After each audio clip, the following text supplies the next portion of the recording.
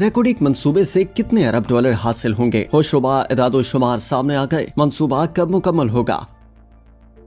Oil and gas development company limited यानी OGDCL ने रेकॉर्डिक मंसूबे के लिए फिजिबिलिटी स्टडी मुकम्मल करने का ऐलान कर दिया। OGDCL की जानिब से पाकिस्तान स्टॉक एक्सचेंज में रेकॉर्डिक मंसूबे की मालूमात जमा करा दी गई हैं। मीडिया रिपोर्ट्स के मुताबिक स्टॉक एक्सचेंज में दी गई मालूमात के मुताबिक रेकॉर्डिक के ऑपरेटर बारिक गोल्ड ने मंसूबे की फिजिबिलिटी मुकम्मल कर ली है। रेकॉर्डिक मंसूबे की कारकुनी उम्र 37 साल पर मुहित है। रेकॉर्डिक मंसूबे पर 2 मरहलों में काम होगा। पहले मरहले में 5.6 अरब डॉलर की सरमायाकारी होगी। OGDCL का कहना है कि ये मंसूबा पाकिस्तान में दुनिया के सबसे बड़े तांबे और सोने के जखायर को तरक्की देने की कोशिश का अहम हिस्सा है। OGDCL के पास इस मंसूबे में 8.33% हिस्सा है, जो दीगर 2 सरकारी इदारों पाकिस्तान पेट्रोलियम लिमिटेड यानी PPL और गवर्नमेंट होल्डिंग्स यानी प्राइवेट लिमिटेड GHPL के साथ 25% का मुश्तरका शेयर बनता है। तर्जुमान OGDCL के मुताबिक मजीद 25% हिस्सा हुकूमत बलोचिस्तान के पास है और बाकी 50%